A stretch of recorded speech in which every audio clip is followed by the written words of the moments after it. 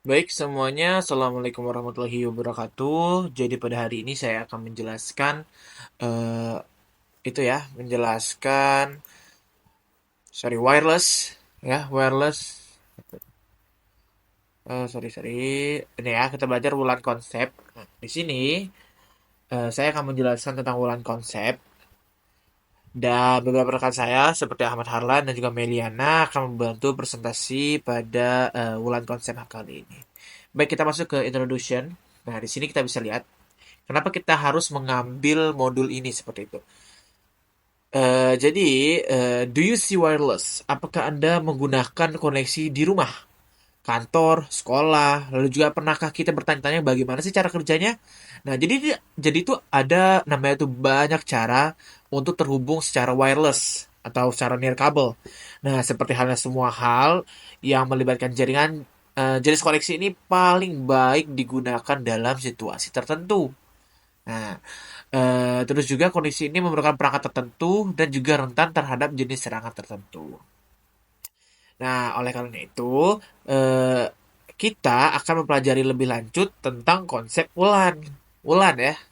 Dan kita modul ini juga memberikan fondasional atau pengetahuan fondasional yang kita butuhkan untuk mengerti tentang wireless LAN dan apa saja yang dapat kita lakukan dan bagaimana cara melindunginya. Oke, nah kita lanjut lagi ya. Sorry. Nah, apa sih yang kita pelajari di modul ini? Nah, yang pertama ada Introduction to Wireless. Jadi kita akan menjelaskan teknologi standar wireless ya WLAN, lalu juga komponen of WLAN atau komponen-komponen untuk infrastruktur pada WLAN, lalu juga WLAN operation, ya dimana kita akan menjelaskan bagaimana teknologi nirkabel ini bisa melakukan operasi LAN, WLAN, terus juga operasi cap web operation, yang dimana kita menjelaskan WLC menggunakan cap web atau mengelola beberapa access point, lalu juga channel management, menjelaskan manajemen saluran dalam WLAN, lalu WLAN threat atau kita menjelaskan ancaman-ancaman yang terhadap pada WLAN, lalu juga secure WLAN atau menjelaskan mekanisme tentang keamanan WLAN seperti itu. Oke, kita lanjut lagi ke introduction-nya. Ini. Nah, kita akan masuk benefit apa sih yang kita dapatkan dari WLAN seperti itu. Nah, kita akan lihat benefitnya apa aja nih di sini. Oke, mari kita baca satu-satu. Jadi, wireless WLAN ini adalah tipe wireless network yang sering digunakan di rumah ataupun juga di kantor, di kampus, dan lain sebagainya. Dan jaringan ini sudah pasti bisa support orang-orang yang pergi kemana-mana, orang-orang yang connect ke komputer, laptop, tablet, dan juga smartphone.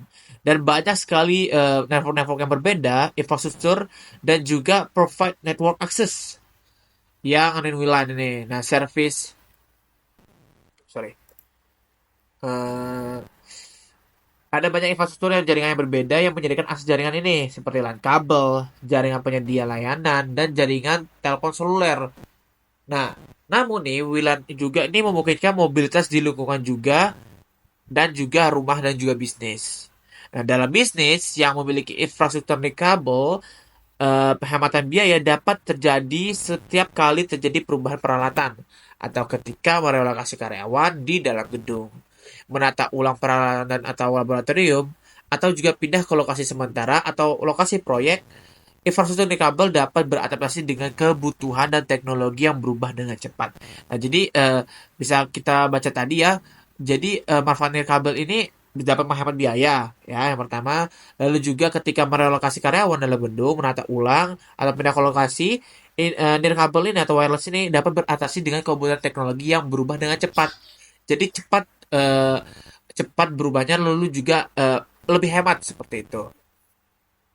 Oke, kita masuk lagi ke tipe-tipe wireless ya. Yang pertama ada WPAN atau jaringan area pribadi, yang dimana kita menggunakan pemancar yang transmitternya lebih rendah short range ya, di mana networknya biasanya sampai 20 sampai 30 kaki atau 6 sampai 9 meter. Nah, biasanya kayak gini adalah Bluetooth, Zigbee yang emang device-nya secara umum menggunakan WIPAN seperti itu.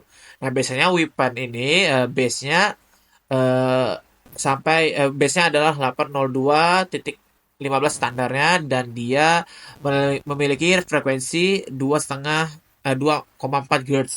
Lalu ada WLAN, kita bisa lihat di WLAN ini. Nah, jadi dia ini menggunakan transmitter yang dia medium size gitu. Dan biasanya dia sampai 300 kaki. Biasanya 300 kaki itu sekitar 700 meter ya. Nah, WLAN ini juga sering digunakan di rumah, di kantor, bahkan di kampus. Seperti itu. Nah, WLAN ini juga base-nya 802.11 standar dan juga frekuensinya itu dari 2,4 GHz atau 5 GHz seperti itu. Lalu ada WMAN, Wireless Man Use Transmitter Provide. Jadi transmitter yang digunakan pada wireless service ini besar secara geographic area. Jadi dia seperti kayak kota atau provinsi gitu ya. Nah, seperti kita bisa lihat ya, ada masjid, lalu ada rumah-rumah yang terhubung metropolitan area. Nah, biasanya dia digunakan di metropolitan city atau distrik yang spesifik gitu. Nah, biasanya Women ini digunakan lisensi frekuensi. Apa itu? Sebentar, kita cari tahu. Sorry. Ya, pokoknya women ini biasanya digunakan untuk spesifik lisensi frekuensi seperti itu. Berarti dia berbayar seperti itu ya. Lalu WWAN, Wireless Wide Area Network. Jadi dia ini menggunakan transmitter provide coverage atau extensive geographical area. Berarti dia mencakup seluruh dunia. Starlink ya, ini kan sih seperti Starlink ya, dia mencakup seluruh dunia. Di mana dia ini digunakan untuk nasional dan global komunikasi. One also use specific license frequency. Nah, dia berbayar juga seperti itu. Oke, kita masuk ke wireless teknologi. Nah, di sini ada 4 macam. Ada Bluetooth ya, seperti Bluetooth tadi ya udah kita jelaskan ya di atas tadi. Dia I triple A, terus dia standarnya ada 802.15 standar dan juga menggunakan device yang memproses komunikasi over 100 meter gitu. Dan ini bisa ditemukan di smart home, device, audio connection, kayak itu ya kalau kita sering pakai headset Bluetooth, automobile, dan juga other device yang memiliki distansi yang pendek. Dan juga ada dua tipe Bluetooth radio, yaitu Bluetooth Low Energy BLE dan juga Bluetooth Basic Red Enhanced Red BREDR. Gimana nih? Dan yang ini ya, yang ini dia mensupport multiple network teknologi yang menginclude mesh topologi untuk sebesar skala network device. Lalu yang ini dia mensupport point to point topology yang dimana dia akan optimize for audio streaming. Kayak ada WiMAX, atau Worldwide Indoor Provide for Microwave Access.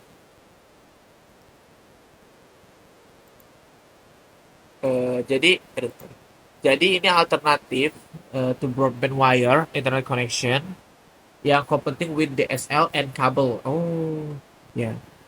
Yeah. Jadi dia tuh tipikalnya digunakan di area yang tidak connected to DSL cable provider. It is Jadi WiMAX ini merupakan alternatif untuk koneksi internet kabel pita lebar yang bersaing dengan DSL dan kabel. Namun, WiMAX ini biasanya digunakan di area yang belum terhubung ke penyedia DSL atau kabel. Nah, WiMAX ini merupakan standar IEEE 802.116 W1 yang menyediakan akses pita lebar nirkabel berkecepatan tinggi hingga 30 mil atau 50 km. WiMAX juga beroperasi dengan cara yang sama dengan WiFi, tetapi ada kecepatan yang lebih tinggi pada jarak yang lebih jauh. Dan untuk jumlah pengguna yang lebih banyak, WiMAX juga menggunakan jaringan menara WiMAX yang mirip dengan menara telepon seluler. Pemancar WiMAX juga dapat memancarkan seluler dapat berbagi ruang pada menara yang sama seperti yang dicontohkan pada gambar. Dia kayak sutet ya, mirip seperti itu. Lalu ada seluler broadband, ini antena ya. lalu juga ada satelit broadband. Yang ini ada di luar angkasa. Luar broadband ini mungkin biasa ya kita temukan dia.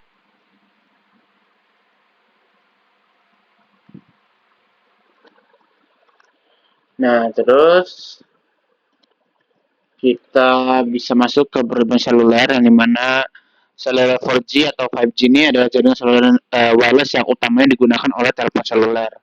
Tetapi dapat digunakan di mobil, tablet, dan juga laptop. Nah, jaringan wireless ini adalah jaringan yang multi akses yang dimana membawa komunikasi, data, dan suara di situs seluler yang dibuat oleh menara seluler yang memancarkan sinyal di area tertentu, lalu juga situs seluler ini yang sering terhubung membentuk jaringan seluler. Dan ada dua jenis jaringan seluler adalah yaitu adalah GSM atau Global System for Mobile, lalu dan juga ada kode division multiple access atau CDMA. Lalu GSM juga diakui secara internasional, sedangkan CDMA utamanya digunakan di Amerika Serikat. Lalu jaringan seluler generasi keempat juga ada jaringan seluler yang terkini, yang dimana dia menghadirkan kecepatan 10 kali lipat dibandingkan jaringan 3G yang sebelumnya. Dan 5G yang baru menjadikan kecepatan 100 kali lebih cepat daripada 4G dan menghubungkan lebih banyak perangkat ke jaringan daripada sebelumnya. Nah, yang terakhir ada satelit broadband. Ya, ini tidak perlu banyak dibahas lagi karena ya satelit ini dari luar angkasa, dia mengorbit ya dan dia memantulkan sinyal atau sinyal-sinyal radio gitu dan dipantulkan lagi ke bumi agar disebarluaskan seperti itu. Nah, ini adalah standar-standar 802 sebuah standarnya. Ya, di sini ya bisa kita lihat ada 8,8, ada standar 802.11, dia punya frekuensi 2,4 GHz yang dimana speednya itu mencapai 2 Mbps. Lalu ada 802.11a yang dia radio frekuensinya itu 5 GHz dan speednya itu sampai 54 Mbps, tapi dia mencakup area yang cukup kecil dan dia tidak efektif untuk penetrasi building dan juga struktur, dan dia juga tidak interoperable ya atau tidak gimana menyebutnya ya, lebih tidak apa ya, kayak kurang cocok seperti interoperable itu tidak dapat dioperasikan lah ya. Oh ya, tidak dapat dioperasikan dengan 802.11b dan 802.11g. Nah, di sini ada 802.11b yang dimana frekuensinya 2,4 GHz dan speednya itu sampai 11 Mbps dan dia jauh lebih luas daripada 802.11a. Dan dia bagus digunakan untuk building dan juga struktur. Lalu ada 802.11 GHz, 802.11G yang dimana dia frekuensi radionya sampai 2,4 GHz yang dimana speednya itu sampai 50 Mbps dan juga dia ini uh, tidak sorry dan dia ini uh, kompatibel dengan 802.11b dengan kapasitas bandwidth yang dikurangi seperti itu. Lalu ada 802.11n, dia punya frekuensinya itu 2,4 GHz dan 5 GHz ya, yang dimana kecepatannya ini berkisar dari 150 Mbps dan juga 600 Mbps dan jaraknya itu sampai 230 kaki. Dan juga ini ada access point dan juga client kabelnya atau wireless client yang dimana memerlukan beberapa antena menggunakan teknologi MIMO. Lalu juga ada kompatibel dengan perangkat dan juga dia kompatibel dengan perangkat yang berstandar 802.11a, B dan juga G dengan pembatasan kecepatan datanya. Lalu ada AC ya, 802.11ac, dia punya frekuensi 5 GHz yang dia menyediakan kecepatan data mulai dari 450 Mbps hingga 1,3 Gbps. Dan dia juga menggunakan lagi MIMO yang dimana hingga 8 antena dapat didukung. Lalu dia sorry. Lalu dia juga kompatibel dengan perangkat 802.11an dengan pembatasan kecepatan datanya. Lalu yang terakhir ada AX ya. Nah, untuk AX ini dia standar terbaru yang dirilis pada tahun 2019 dan juga dia dikenal sebagai Wi-Fi 6. Lalu dia juga memberikan efisiensi daya yang lebih baik, kecepatan data yang lebih tinggi, lalu peningkatan kapasitas dan juga menangani banyak perangkat yang terhubung, dan juga dia beroperasi menggunakan 2,4 GHz dan 5 GHz, tetapi akan menggunakan 1 GHz dan juga 7 GHz ketika frekuensi tersebut tersedia. Nah, kita bisa lihat dari internet juga ya untuk informasi yang lebih lanjut. Nah, di sini ada radio frekuensi, kita bisa lihat ya di sini kalau dianya agak berjarak-jarak gini berarti dia radio wave, lalu kalau misalkan dia agak sedikit merapat dia infrared, dan di tengah-tengah nah dia untuk ultra bukan ultrasonic ya, dia tuh kayak cahaya dari matahari ya gitu atau lampu bisa dibilang. Nah kalau dia udah mulai agak rapat dia X-ray, kalau udah makin rapat dia gamma ray seperti itu. Nah di sini ada standar organisasi dari wireless yaitu ada itu, IEEE dan juga Wi-Fi Alliance. Oke, itu saja yang bisa saya jelaskan. Saya Sakuan Abhidana Wijaya. Wassalamualaikum warahmatullahi wabarakatuh. Dan oh ya, dan setelah ini mungkin penjelasan akan dilakukan oleh rekan-rekan saya, Ahmad Harlan dan juga Meliana. Terima kasih. Wassalamualaikum warahmatullahi wabarakatuh. Assalamualaikum warahmatullahi wabarakatuh. Di sini saya Ahmad Harlan akan presentasikan atau menjelaskan di modul 12 WLAN Compass. Di sini di 12.2 di sini ada video WLAN Compass. Nah,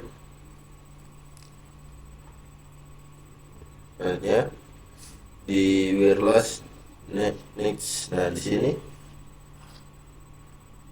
wireless development between and minimum of two devices that have a radio transmission and a radio reception contents to the same radio. Terus, nah di sini peran nirkabel memerlukan minimal dua perangkat yang memiliki pemancaran radio dan penerimaan radio yang disetel ke frekuensi radio yang sama. Nah, yang di sini yang pertama and device with wireless needs. Nah, lalu yang di sini perangkat akhir dengan needs nirkabel. Yang kedua a network device sound and wireless router or wireless AV. Nah, di sini perangkat jaringan seperti router nirkabel atau AV nirkabel. Selanjutnya di sini USB wireless adapter. Nah, di sini wireless home router. Nah, di sini the type of interface device that's an IN device as an automation which variant based on the size and requirement of the WLAN. Di sini jenis perangkat infrastruktur yang diaktifkan dan diautentikasi oleh perangkat akhir bervariasi berdasarkan pada ukuran dan persyaratan WLAN. For example, a home user vehicle introduction wireless device using a small wireless router and so in the figure. There is wireless router server and di sini misalnya pengguna rumah biasanya menghubungkan perangkat nirkabel menggunakan router nirkabel kecil seperti yang ditunjukkan pada gambar router nirkabel berfungsi sebagai. Nah, di sini yang pertama access point, di sini titik akses, lalu yang kedua switch skala, lalu yang ketiga itu router. Selanjutnya wireless access point. Nah, di sini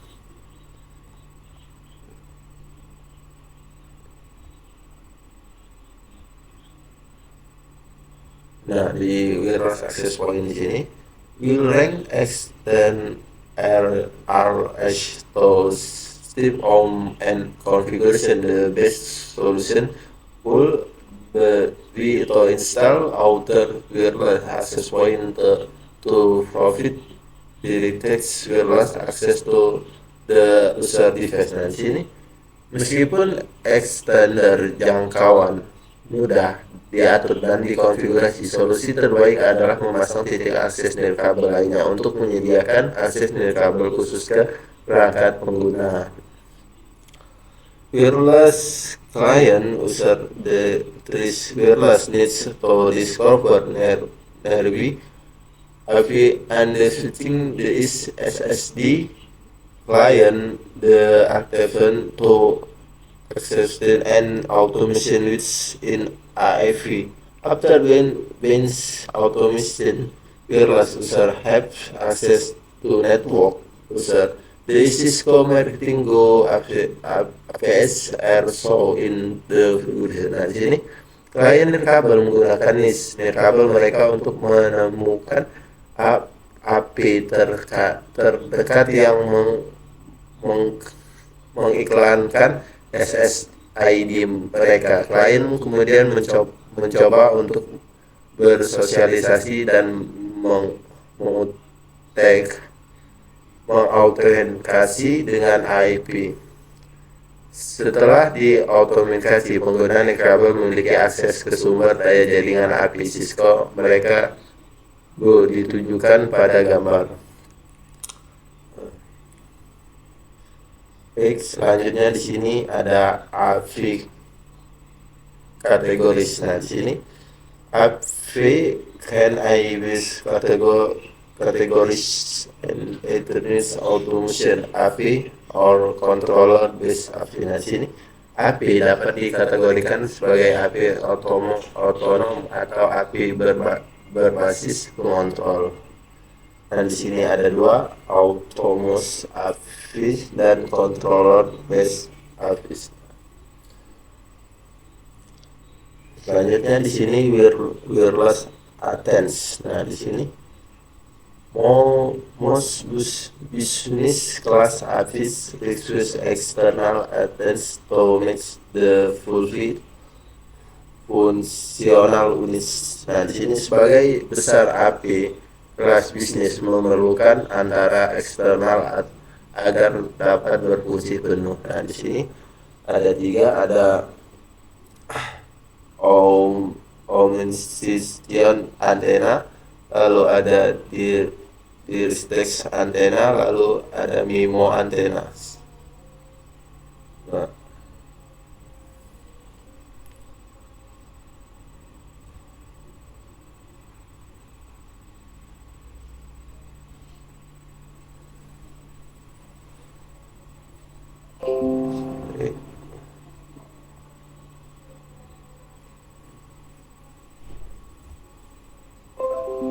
baik, selanjutnya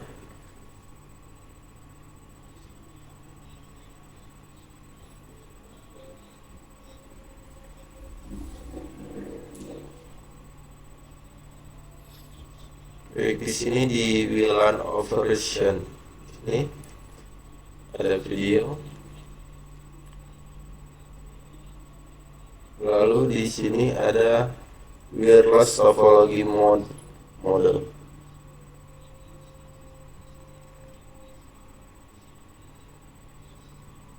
Nah, di sini wireless LAN can automated version network topology the 802.11 standard identifies to main wireless topology modes. Any host mode and interpretation mode. The existing is also a mode small things used to profit with a wireless.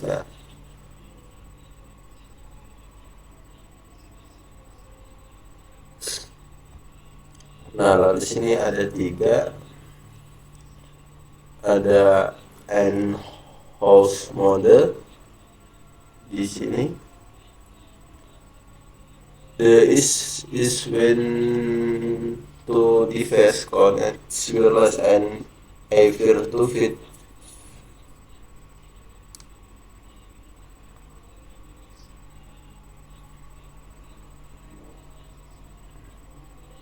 To fit means which how using ABS or wireless router.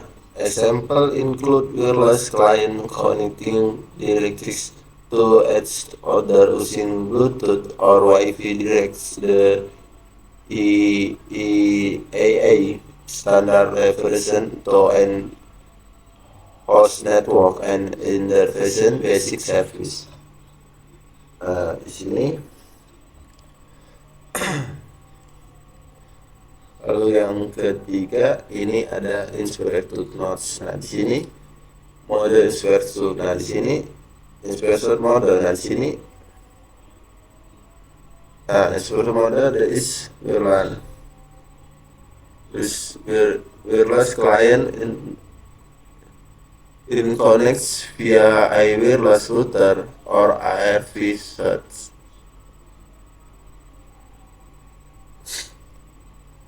Router or ARV switch and in WLAN's is connected to the network infrastructure using the wireless distribution system.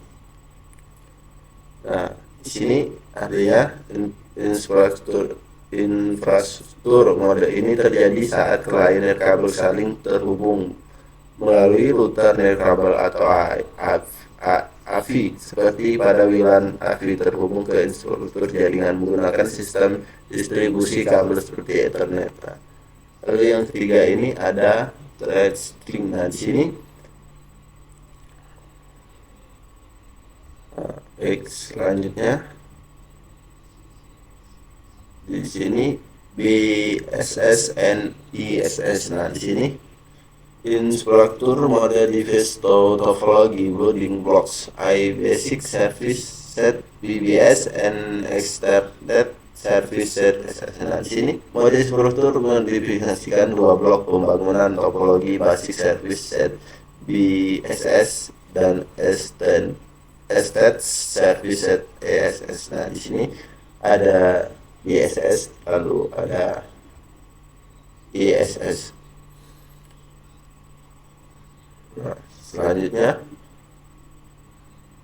di frame struktur. Nah, di sini recall the I layer to frame connection of the header flows and frame checks sequence EFC section the 80.11 frame format is similar to the Ethernet frame format. Example, the as in connects more fill and so in the figure. Nah, di sini ingat bahwa semua frame layer 2 terdiri dari header, flow, dan bagian frame check sequence.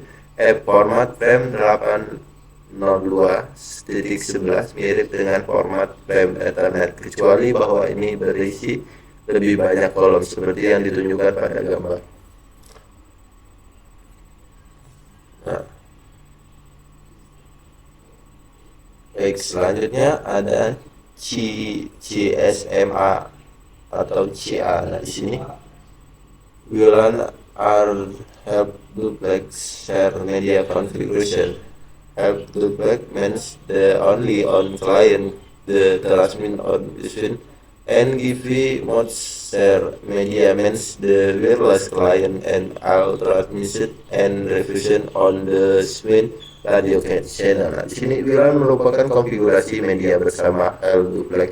L duplex berarti hanya satu kali yang dapat mengirim atau menerima pada saat tertentu. Media bersama berarti semua klien kabel dapat mengirimkan dan menerima pada saluran radio yang sama. Nah, di sini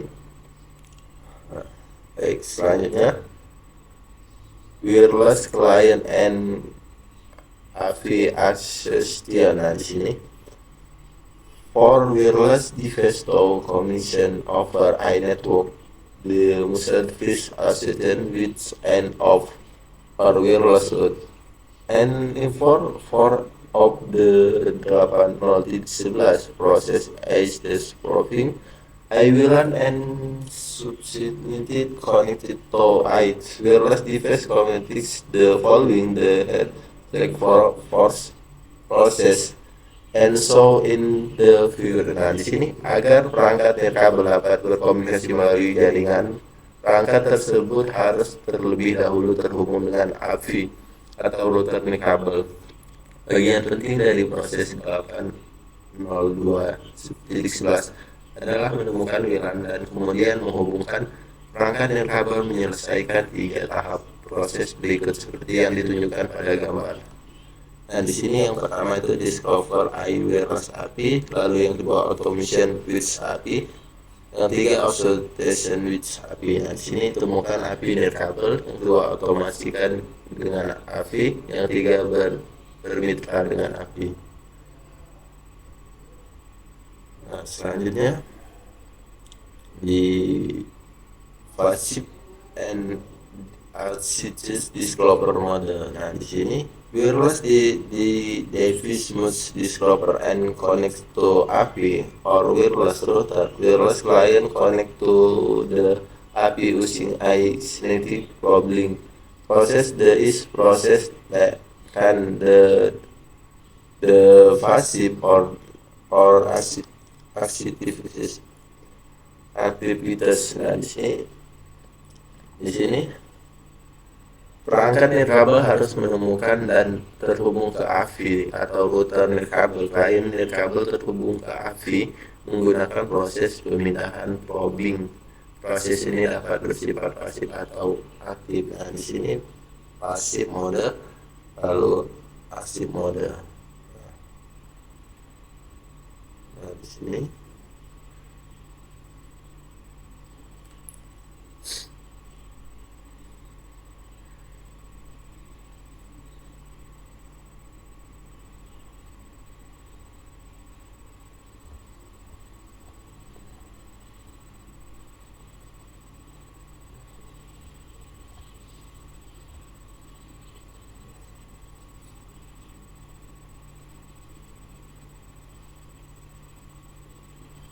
baik, selanjutnya di sini di CIMPAP di sini ada video, lalu di sini introduction to CIAV WAV. Nah, di sini CIVWAV. Nah, di sini CIVWAV is an IEEE standard protocol that enable and VLC to manage multiplayer ISP and VLANs. CHAMS is also a solution for the encryption and forwarding of VLAN client tracing between and IP and IVLC. Nah, di sini CHAVWAV merupakan protokol standar IEEE yang memungkinkan VLC mengolah beberapa AV dan WLAN. CIVWAV juga bertanggung jawab atas eksploitasi dan penelusuran lalu lintas klien WLAN antar AV dan VLC.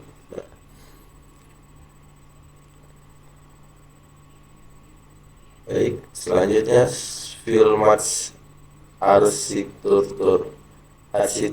Nah, di sini icon complex of CIVWAV is the connects of ISP media access control match the CIVWAV split my connector those of the function normal proven by individual AVS and distribution time between to connection complex. Nah, di sini komponen utama CIVWAV adalah konsep kontrol akses media terpisah match. Konsep match terpisah CIVWAV menjalankan semua fungsi yang biasanya dilakukan oleh masing-masing API dan didistribusikan di antara dua komponen fungsional. Yang pertama, API match connection, VLC match connection.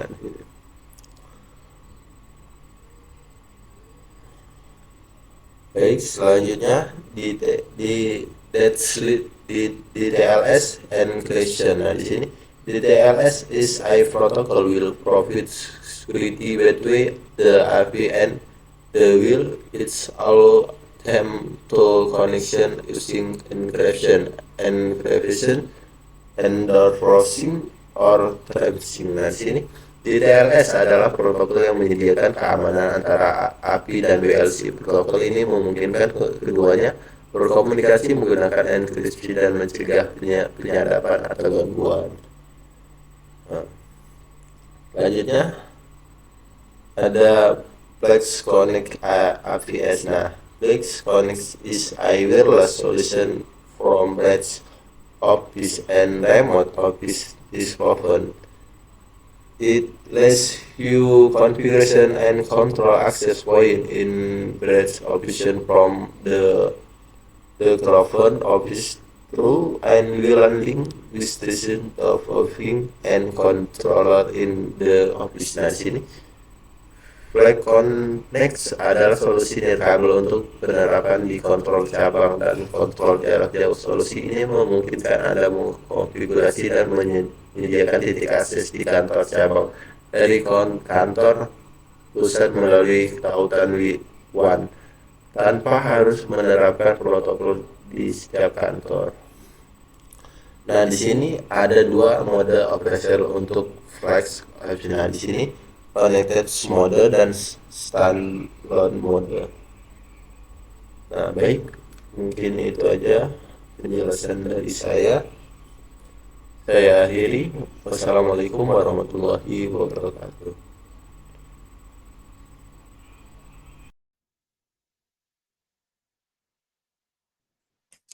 Assalamualaikum warahmatullahi wabarakatuh. Izin perkenalkan diri, nama saya Melina, NPM 2375616, Program Studi Teknologi Rekayasa Internet. Nah, di sini saya akan menjelaskan bagian modul 12, yaitu Channel Management, yaitu. Nah, selanjutnya ada frekuensi channel saturation, yaitu saturasi saluran frekuensi. Wireless LAN device have transistors and reverse target specific frequency of radio wave to combination. Common practice is frequency to be occurred as range. Jadi di sini perangkat LAN nirkabel memiliki pemancar dan penerimaan yang disetel ke frekuensi, yaitu gelombang radio tertentu untuk berkomunikasi. Jadi praktik umum di sini yaitu mengalokasikan frekuensi sebagai rentang. Jadi rentang tersebut tuh kemudian dibagi menjadi rentang yang lebih kecil, yaitu disebut dengan rentang saluran. Jika permintaan untuk saluran tertentu terlalu tinggi, maka saluran tersebut kemungkinan akan menjadi terlalu jenuh.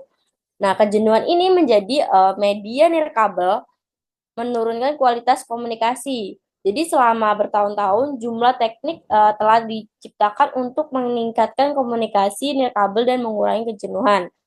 Teknik-teknik ini biasanya mengurangi kejenuhan saluran untuk menggunakan saluran yang dengan cara lain yang lebih efisien.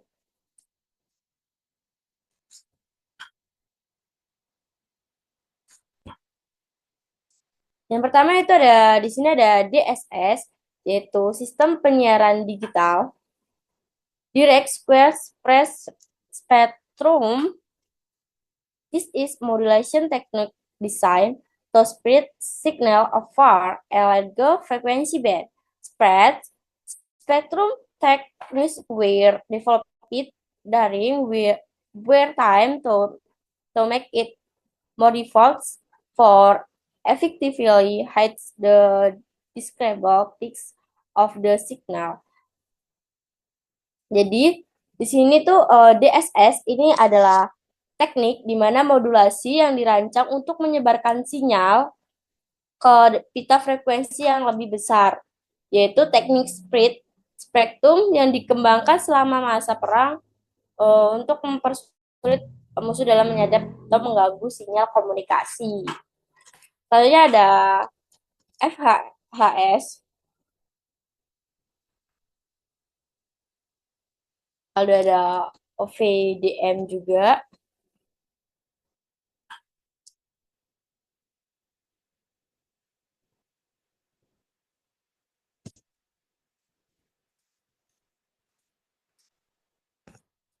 Selanjutnya ada channel selection.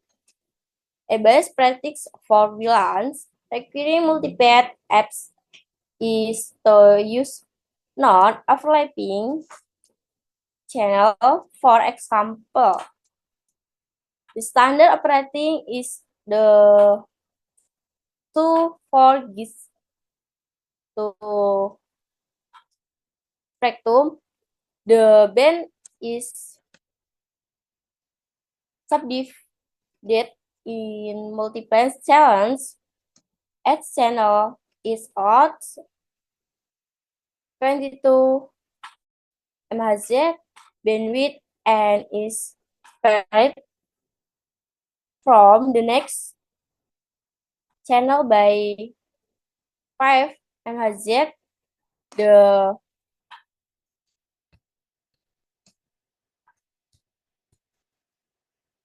GHz overlapping channel is in North America. Interface occurs when on signal overlays a channel reverses for another signal, causing possible distorting the best practice for two for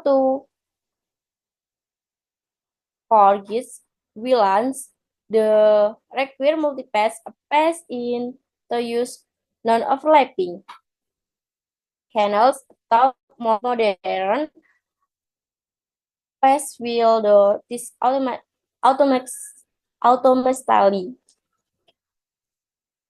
Jadi yang ini channel selection yaitu pemilihan saluran. Pada di sini WLAN yang memerlukan beberapa AP untuk menggunakan saluran yang tidak tumpang tindih, yang dimana misalnya standar dari 802.11b/g/n beroperasi dalam spektrum 2,4 GHz itu hingga 2,5 GHz. Jadi pita 2,4 GHz itu dibagi menjadi beberapa saluran. Jadi setiap saluran itu diberi lebar pita 22 MHz dan dipisahkan dari saluran berikutnya sejauh 5 MHz.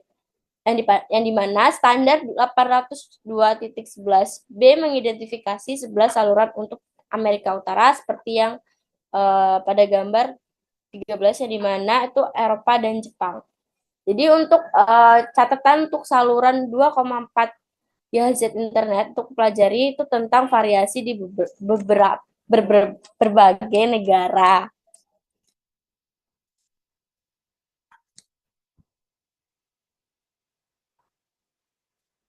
Nah, di sini untuk interferensi terjadi pada salah satu sinyal tumpang tindih, di mana saluran itu untuk sinyal lain yang dapat menyebabkan distorsi, yang dimana praktek terbaik untuk WLAN 2,4 GHz itu yang memerlukan beberapa AP dalam menggunakan saluran yang tidak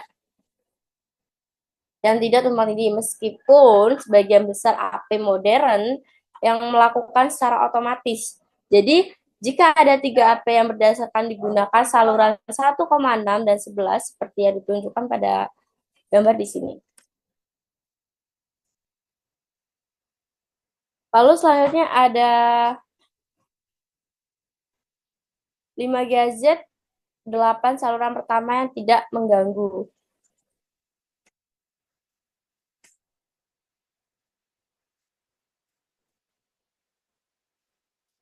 Nah, di sini ada perancangan penerapan WLAN atau VLAN and WLAN development. The number of users participated by WLAN depends on the geographical layout of the facility, including the number of bodies and devices that can fit a space. The data rates user express. Jadi di sini jumlah pengguna yang didukung oleh WLAN itu bergantung pada tata letak geografis fasilitas tersebut, termasuk jumlah orang dan perangkat yang muat dalam suatu ruangan, yang dimana kecepatan data diharapkan penggunaan yang tidak tumpang tindih itu oleh beberapa AP dalam suatu S dan pengaturan daya pancarnya. Di sini juga ada saat cara merancang lokasi AP di perkiraan areal cangkupan melingkar seperti yang ditunjukkan. Di sini ada beberapa rekomendasi tambahan.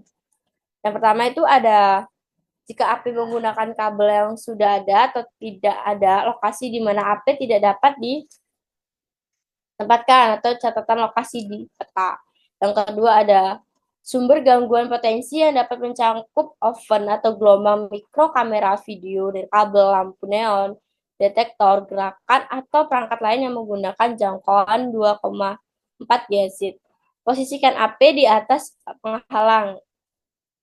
Yang keempat ada posisikan AP secara vertikal itu di dekat langit-langit tengah di mana setiap area jangkauan itu jika memungkinkan. Lalu posisikan AP di perkiraan area yang akan didatangi oleh pengguna, misalnya ruang konvensi yang biasanya merupakan lokasi yang lebih baik untuk AP daripada lorong. Lalu selanjutnya itu ada jika IEEE 802.11 telah dikonfigurasi untuk mode campuran, klien kabel mungkin mengalami kecepatan yang lebih lambat dari biasanya untuk mendukung standar nirkabel yang lebih lama.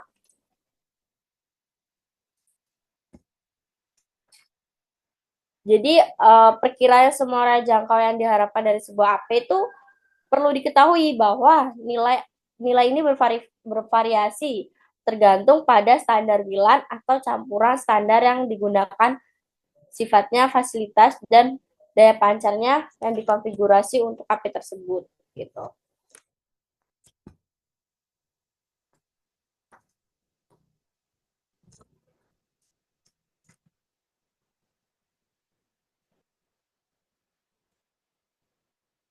Selanjutnya ada WLAN threads.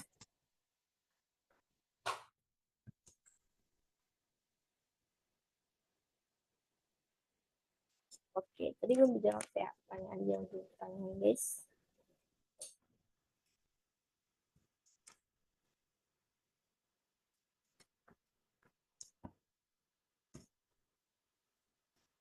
Oke, questions pertama.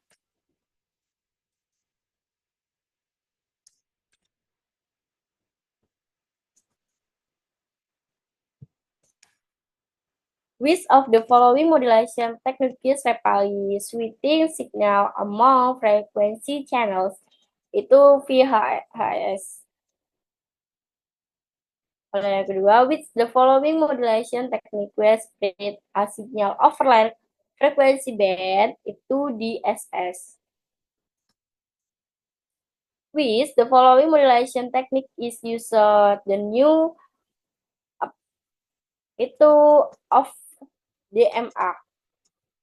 How many channels are available for the 24 GHz band in Apple?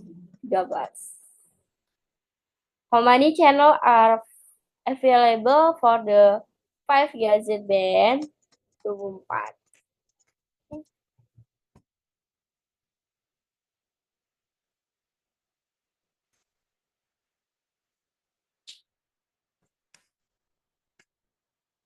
Selanjutnya itu ada WLAN threads.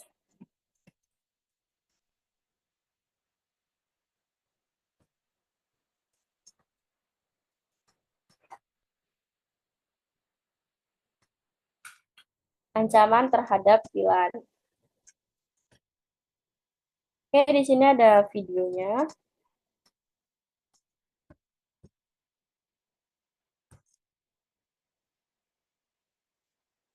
As we dive into wireless local area networks, we need to describe the threats to our wireless LANs. And to get started, a wireless LAN is pretty much open to anyone within a range of Mungkin an bisa access point. dilihat nanti And if they have the appropriate penjelasannya.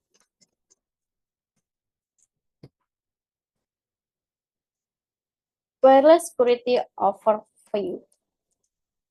A WLAN is open the inviting range of an app and the appropriate credentials to associate to it with a wireless mix and knowledge of cracking techniques and Attackers may not have to physically enter the workspace to gain access to a VLAN. Attacks can be generated by outside, outsiders, disgruntled employees, and even unintentionally by employees. Wireless networks are specifically susceptible to several threats, including interpretation of data. Wireless data should be encrypted to prevent it from being read by eavesdroppers. Wireless introduce Unix Unistores user timing to access network resource can be determined through effective authentication techniques. Denial of service DOS attacks. Access to VLAN service can be compressed, attacked accidentally, or maliciously. Fire solution exists depending on the source of the DOS attacks. Rogue apps unauthorized apps installed by via interest in intentions use or for malicious purpose can be detected using management software.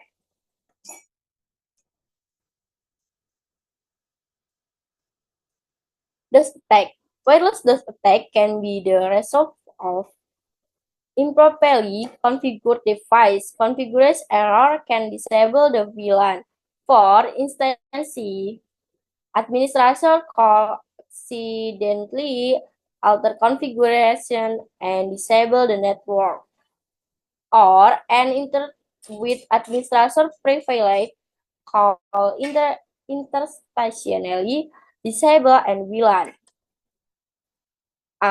Malicious user interaction interfering with the wireless communication. Their goals to disable the wireless network completely or to the point where no legitimate device can access the medium. Accidental interface VLAN are prone to interference from the wireless device, including misconfidence, cordless phone, baby monitor, and more as shown in the figure.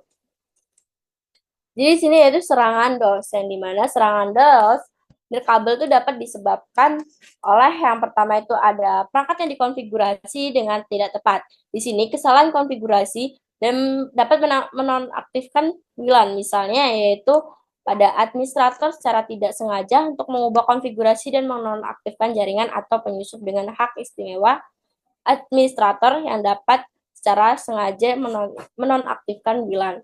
Yang kedua ada penggunaan jahat yang sangat sengaja untuk mengganggu komunikasi nirkabel, yaitu sasaran mereka adalah menonaktifkan jaringan nirkabel sepenuhnya atau sampai pada titik di mana tidak ada perangkat sah yang dapat mengakses media tersebut.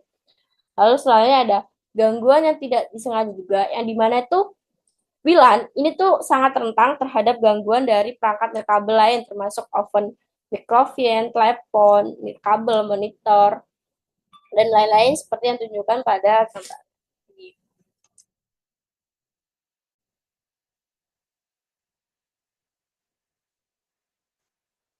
Oke, bagian web security overwhile ini adalah tinjauan keamanan kabel yang dimana VLAN itu terbuka bagi siapa aja yang berada dalam jangkauan AP dan memiliki kredensial yang sesuai untuk terhubung dengannya. Namun, dengan nirkabel yang pengetahuan NICS-nya itu tentang teknik perentasan yang penyerangan mungkin tidak perlu secara fisik memasuki tempat kerja untuk mendapatkan akses VLAN. Lalu, serangan dapat dilakukan oleh pihak luar yang dimana karyawan tidak puas dan bahkan secara tidak sengaja oleh karyawan. Nah, jaringan nirkabel juga ini khusus rentang ya, kayak rentang termasuk berbagai ancaman. Yang pertama ada intervensi data, yang dimana itu data nirkabel harus dienkripsi untuk pencegahan dibaca oleh penyadap. Yang kedua ada penyusup nirkabel, yang dimana penggunaan tidak sah untuk mencoba atau mengakses.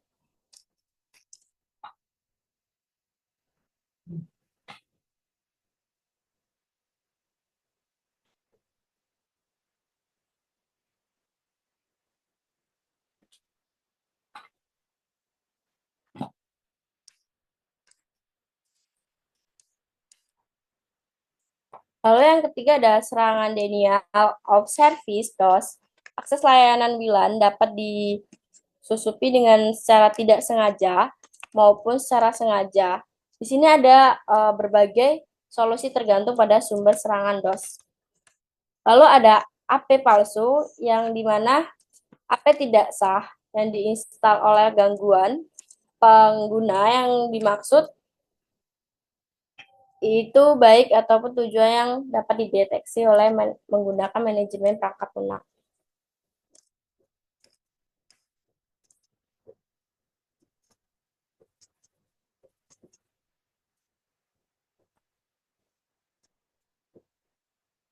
Nah, lalu selanjutnya ada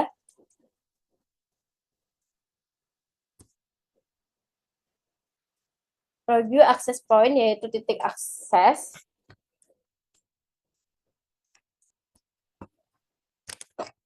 Jadi di sini AP nakal adalah AP atau router nirkabel yang telah terhubung ke jaringan, dan di mana jaringan perusahaan tanpa orientasi yang jelas dan melanggar kebijakan perusahaan. Jadi siapapun yang memiliki akses ke tempat tersebut dapat memasang dengan sengaja atau tidak sengaja router nirkabel dengan murah yang berpotensi memungkinkan akses ke sumber daya jaringan yang aman. Nah, setelah terhubung, AP jahat akan digunakan untuk menyerang atau menangkap alamat MAC dan menangkap data, mendapatkan akses ke sumber daya jaringan, atau melancarkan serangan MIDL. Hotspot jaringan juga dapat digunakan sebagai AP jahat, misalnya penggunaan dengan akses jaringan aman, yang memungkinkan host Windows resmi mereka menjadi AP Wi-Fi. Dengan demikian, langkah-langkah keamanan itu dapat dihindari dan perangkat tidak resmi lainnya kini dapat mengakses sumber daya jaringan sebagai perangkat bersama. Untuk mencegah pemasangan AP jahat juga, organisasi harus mengonfigurasi WLC yang dimana kebijakan AP jahat seperti yang ditunjukkan pada gambar ini, dia menggunakan perangkat lunak atau pemantauan untuk secara efektif memantau spektrum radio untuk AP yang tidak sah.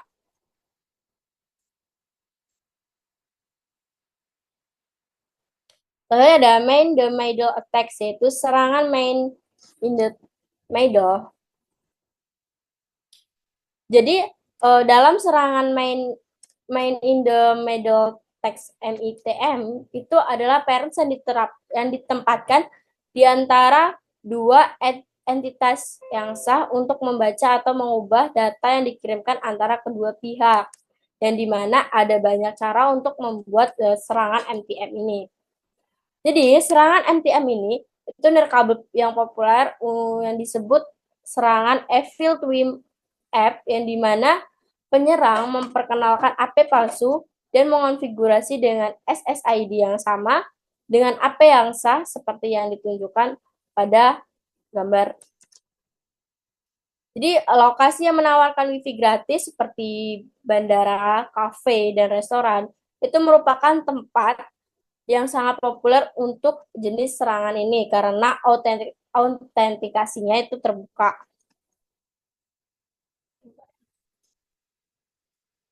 Jadi, klien kabel yang mencoba terhubung ke WLAN itu akan melihat dua AP dengan SSID yang sama dan menawarkan akses dari kabel. Jadi, AP yang berada di dekat AP jahat ini akan memungkinkan sinyal yang lebih kuat dan kemungkinan besar akan terhubung dengannya.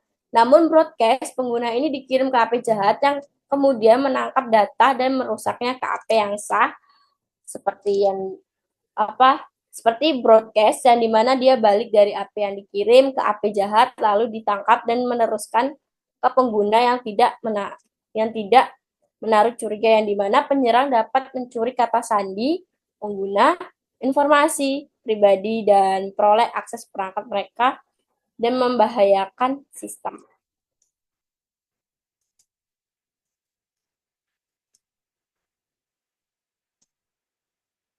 Oke, selanjutnya pertanyaan, which of the following is most likely not the source by wireless attack, yaitu manakah dari berikut yang kemungkinan besar bukan sumber serangan DOS nirkabel, yaitu rogue AP, yaitu AP nakal. Lalu pertanyaan yang kedua, true or false, a rogue apps in Moskin figure app connect to the network and possible source of the stack, yaitu benar atau salah, AP jahat yang dikonfigurasi secara salah itu saat terhubung ke jaringan ada kemungkinan menjadi sumber serangan DOS. False, yaitu palsu, salah ya. Lalu yang ketiga ada pertanyaan, what type of attacks in Evil Twin app text, yaitu jenis serangan apa yang dimaksud dengan serangan Evil Twin app MITM. Tadi udah dibaca. Terus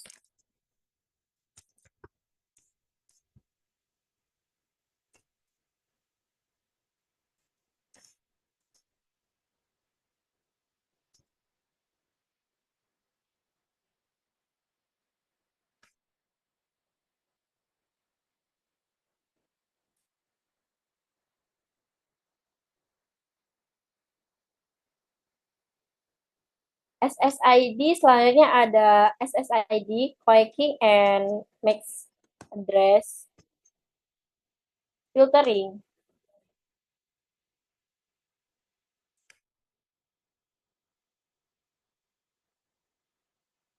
Wireless signal can travel through soil matters such as ceiling, floor, wheels, outside of the home or office space, weight, outside security, measure in place, installing a VLAN can be the equivalent of putting at the ports every event outside.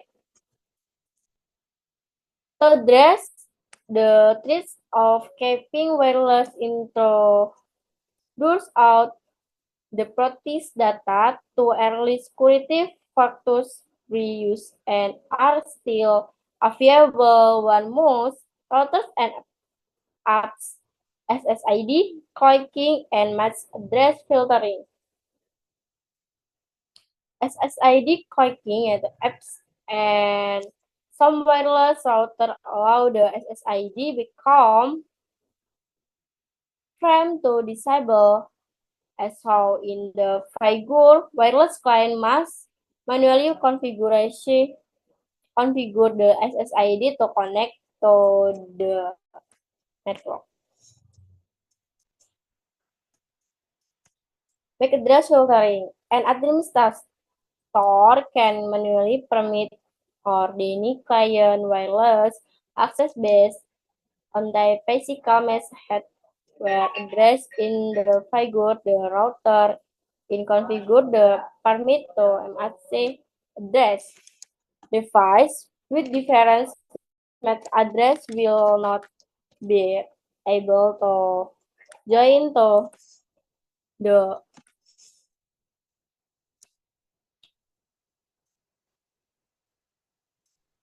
original authentication methods, yaitu Altaux Dash to filters wall data smart user. The reality is that neither SSID Quaking nor MAC address filtering wall data archive introduced SSID, REC disconvert events if a path do not broadcast them and MAC address can be spoofed. The best way to secure a wireless network is to use authentication and encryption system. Two types of authentication were introduced with the original open system authentication. Any wireless client shall actually be able to connect and shall only be used in situation with security for non-con.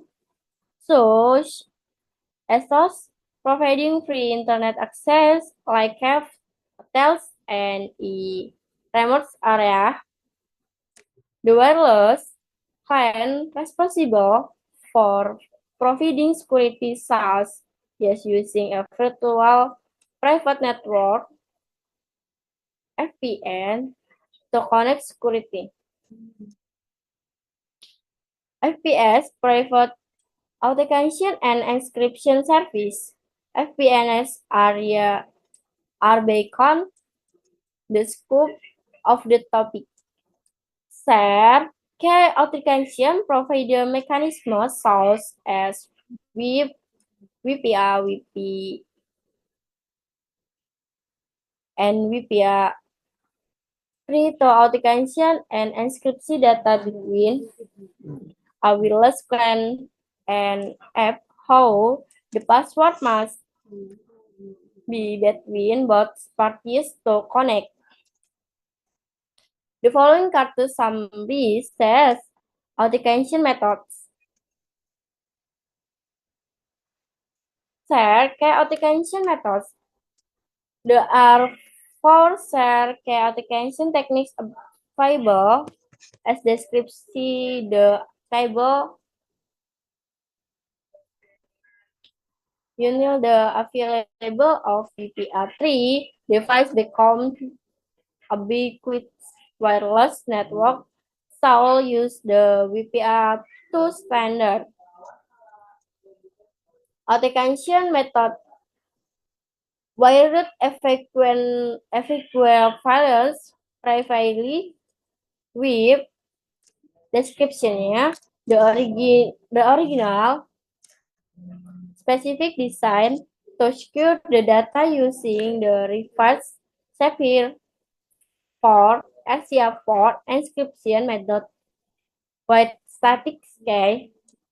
However, the key never changes with exchange packets. This makes it safe to hack sweeps is no longer recommendation and shall never be used. Wi-Fi protected.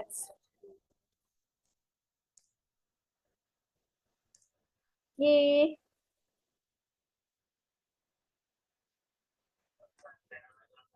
Jadi di sini yaitu ada bagian 12.72 itu penyamaran SSID dan penyaringan alamat. Nah, di sini sinyal nirkabel dapat melalui beberapa benda padat yang dimana seperti dinding, langit, lantai, atau bagian luar rumah yang dimana tanpa langkah-langkah keamanan yang ketat. Jadi memasang WLAN itu dapat disamakan dengan menempatkan port Ethernet di mana bahkan di luar ruangan. Untuk mengatasi ancaman terhadap masuknya penyusup nirkabel dan melindungi data, 2 fitur keamanan awal yang digunakan dan masih tersedia itu sebagai besar router dan AP yang dimana penyamaran SSID dan penyaringan alamat MAC.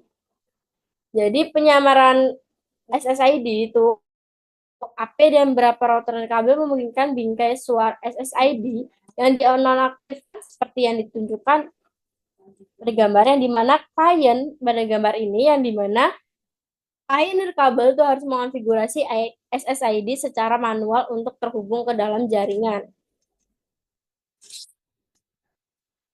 Lalu selanjutnya itu ada penyaringan alamat MAC yang dimana administrator dapat mengizinkan atau menolak akses nirkabel klien secara manual berdasarkan alamat perangkat keras MAC fisik mereka. Lalu selanjutnya itu ada metode autentikasi asli 802.11 yang dimana meski kedua fitur ini akan menghalangi bagian besar pengguna, tapi kenyataannya adalah bahwa penyamaran SSID itu maupun penyaringan alamat MSC tidak akan menghalangi penyusup yang licik. SSID itu mudah ditemukan bahkan jika AP tidak menyiarkan dan alamat MAC dapat dipalsukan lagi. Di sini ada dua autentikasi yang diperkenalkan dengan standar 802.11. Yang pertama itu ada autentikasi sistem terbuka, yang dimana setiap klien kabel harus dapat terhubung dengan mudah dan hanya boleh digunakan dalam situasi yang tidak mengutamakan keamanan, yaitu seperti menyediakan akses internet gratis, seperti contohnya itu di kafe, di hotel, dan di daerah yang terpencil. Jadi klien kabel ini bertanggung jawab untuk menyediakan keamanan seperti menggunakan jaringan private, virtual, atau VPN untuk terhubung dengan aman. Lalu yang kedua ada autentikasi kunci bersama, yang dimana dia menyediakan mekanisme seperti web, WPA, WPA2, dan WPA3 untuk mengautentikasi dan menginskripsi data antara dua klien nirkabel dan AP. Namun kata sandi juga harus dibagikan terlebih dahulu di antara kedua belah pihak agar dapat terhubung. Nah, di sini juga ada metode autentikasi kunci bersama. Jadi mana di sini tuh ada 4 autentikasi kunci bersama, kunci yang tersedia. Baik, selanjutnya saya akan menjelaskan 12.4 set key authentication method. Yang dimana di sini ada 4 teknik autentikasi kunci bersama yang tersedia dalam tabel. Yang pertama ada wired equivalent, yang dimana di sini kegunaan spesifik pada 80.2 dan 11 asli dirancang untuk mengamankan data dan menggunakan metode enkripsi cipher 4, RC4, dan kunci statis.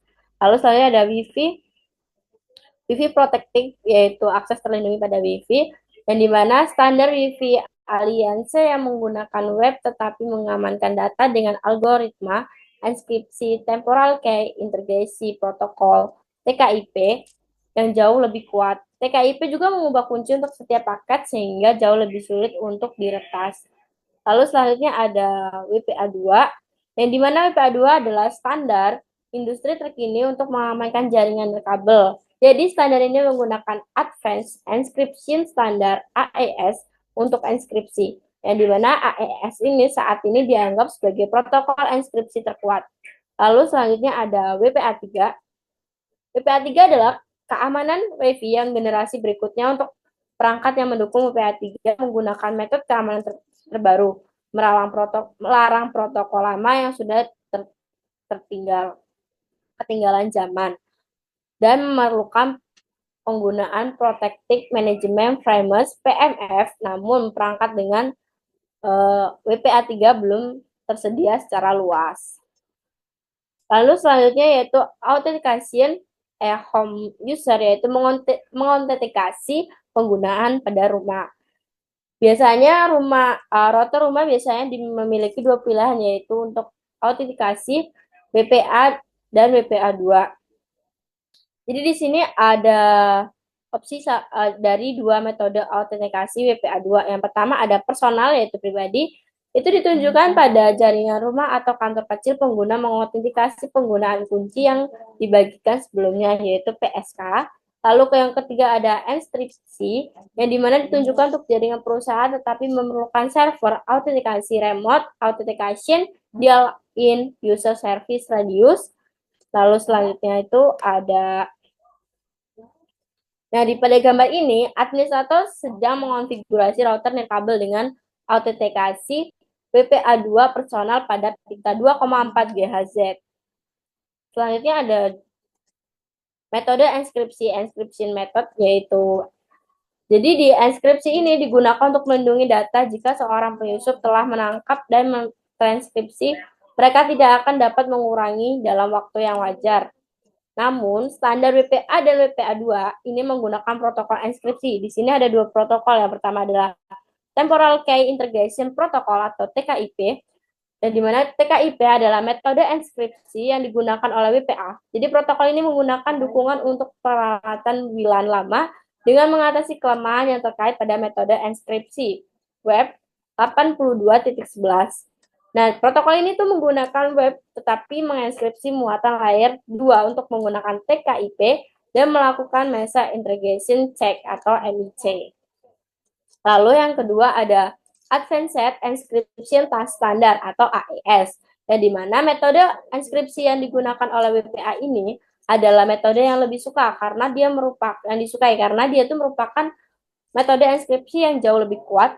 Nah, metode ini juga menggunakan counter capture mode dengan block chaining message authentication kode protokol atau CCMP yang memungkinkan host tujuan mengenali apakah bit transkripsi dan tidak transkripsi itu diubah. Nah, di gambar ini administrator mengonfigurasi router nirkabel untuk menggunakan WPA dengan enskripsi AS pada pita 2,4 GHz. Lalu selanjutnya ada 12.7, yang dimana authentication in the enskripsi, dimana autentikasi di perusahaan. Jadi dalam jaringan yang memiliki persyaratan itu dari keamanan yang ketat, autentikasi ini itu login dan tambahkan diperlu untuk memberikan akses tersebut kepada klien atau nirkabel. Di sini juga ada pilihan di mana mode keamanan enskripsi memerlukan server radius autentikasi, orientasi, dan akuntansi atau IAAA. Ya, di mana yang pertama ada alamat IP server radius. Ini adalah alamat server radius yang digunakan yang dapat dijangkau. Yang kedua ada nomor port UDP dan port UDP yang diterapkan secara resmi 18.2 untuk autentikasi radius dan 18.13 untuk akuntansi radius. Tapi dapat juga beroperasi menggunakan port UDP 11645 dan 1646 seperti yang ditunjukkan pada gambar ini. Nah, yang terakhir ada kunci bersama yang dimana dia digunakan untuk mengautentikasi IP dengan server radius. Jadi, pada gambar di atas, administrator mengonfigurasi router nirkabel dengan mengautentikasi WPA2 enterprise menggunakan enskripsi AS alamat IPv4 server radius, juga mengonfigurasi dengan kata sandi yang kuat untuk menggunakan router dan nirkabel dan server radius. Selanjutnya ada WPA3, yang dimana pada saat artikel ini ditulis, perangkat yang mendukung autentikasi WPA3 itu tersedia, namun WPA2 tidak lagi dianggap aman, karena WPA3 jika tersedia adalah metode autentikasi 82.11, dan direkomendasikan WPA3 untuk mencakup 4 fitur. Yang pertama ada WPA3 pribadi, yang kedua ada WPA3 perusahaan, yang ketiga ada jaringan terbuka, yang keempat ada pengenalan internet untuk segala IoT. WPA3 pribadi. Nah, WPA3 pribadi ini yaitu personal. Di dalam WPA2 personal, pelaku ancaman dapat mendengarkan jabat tangan antara klien nirkabel dan AP yang digunakan serangan brute force untuk mencoba menebak PSK. Lalu yang kedua ada WPA3 enterprise, yaitu perusahaan, yang dimana masih menggunakan autentikasi 802.1x/EAP, akan tetapi WPA3 enskripsi itu memerlukan penggunaan rangkaian kriptografi 192 bit dan menghilangkan pencampuran protokol keamanan standar. Lalu selanjutnya ada jaringan terbuka, yang dimana jaringan terbuka ini itu mengirimkan WPA2 mengirimkan lalu broadcast pengguna dalam bentuk teks yang jelas dan diautentikasi. Lalu selanjutnya ada pengenalan IoT, yang dimana pengenalan IoT ini untuk mengaktifkan perangkat dengan cepat tanpa mengonfigurasi terlebih dahulu. VPS rentan terhadap berbagai serangan dan tidak direkomendasikan. Jadi dia lebih jauh lagi. Perangkat IoT juga biasanya bersifat handleless, yang dimana artinya perangkat tersebut tidak memiliki GUI bawaan untuk konfigurasi dan memerlukan cara mudah apapun untuk terhubung ke jaringan nirkabel. Lalu selanjutnya itu ada check and reset, yaitu yang pertama itu pertanyaan apa yang terbaik untuk mengamankan WLAN, yaitu tadi authentication dengan enkripsi. Yang kedua, metode autentikasi berikut mana yang tidak menggunakan kata sandi yang digunakan bersamaan antara klien nirkabel dan AP, yaitu open, yaitu membuka. Lalu yang ketiga, metode enkripsi mana yang digunakan oleh spesifikasi 80.11 asli, yaitu bahasa Indonesia RCA4. RCA4 maksud saya. Lalu yang keempat, metode enkripsi berikut manakah yang digunakan untuk CCMP mengenali apakah bit transkripsi dan tidak transkripsi telah diubah, yaitu AES. Lalu selanjutnya, metode autentikasi berikut manakah yang mengharuskan penggunaan memasukkan kata sandi yang telah dibagi sebelumnya, yaitu ada WPA personal dengan WPA2 personal.